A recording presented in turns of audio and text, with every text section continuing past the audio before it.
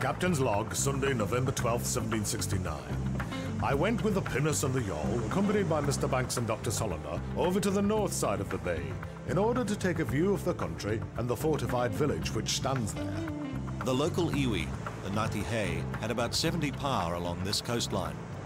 Cook wrote that the people must be accustomed to long and frequent wars. Even offshore islands like this now collapsed arch were fortified.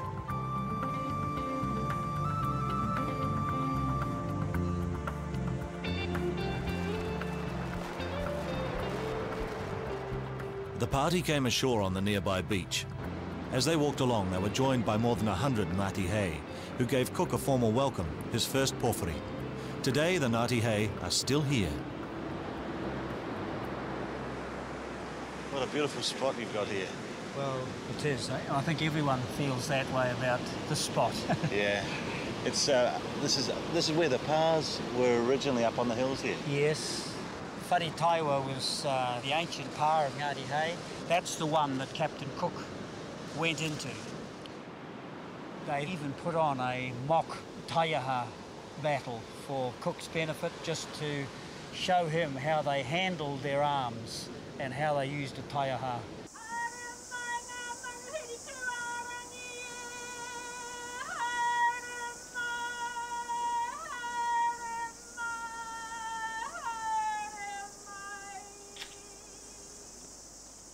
This is my first pōwhiri too, and I'm surprised by the depth of emotion it stirs in me.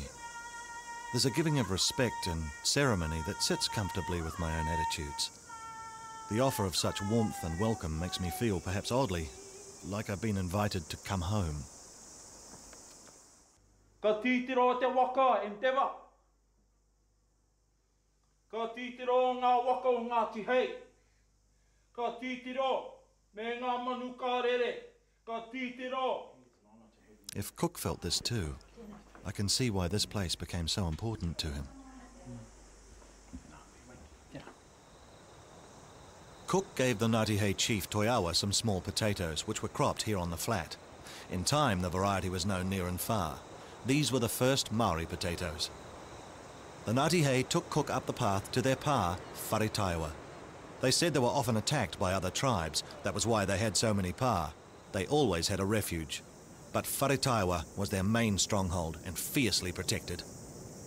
Cook intimated that there was some sort of a constraint in the maioro, and that there was a barricade and a door here.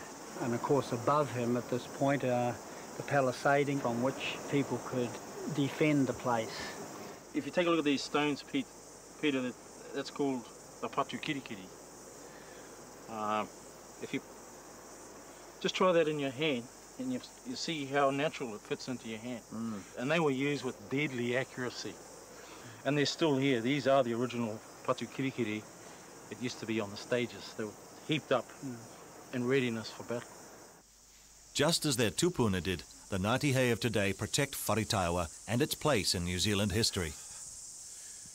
Ka riki pō whaitere, ko te pū ai hoi konei, ko te kauru ai hoi konei. E ai hoki au te mua te tuhi. A lot happened after Cook's visit. We had to adapt and change. That's what Toiawa saw. He saw the musket in action. He saw the shags falling out of the trees. And he knew, I'm sure that he knew that the path of Māori was about to change, whether we liked it or not. I mean, this place is so hugely significant in terms of what's happened here historically for Māori and for Pākehā. We have to look after this place.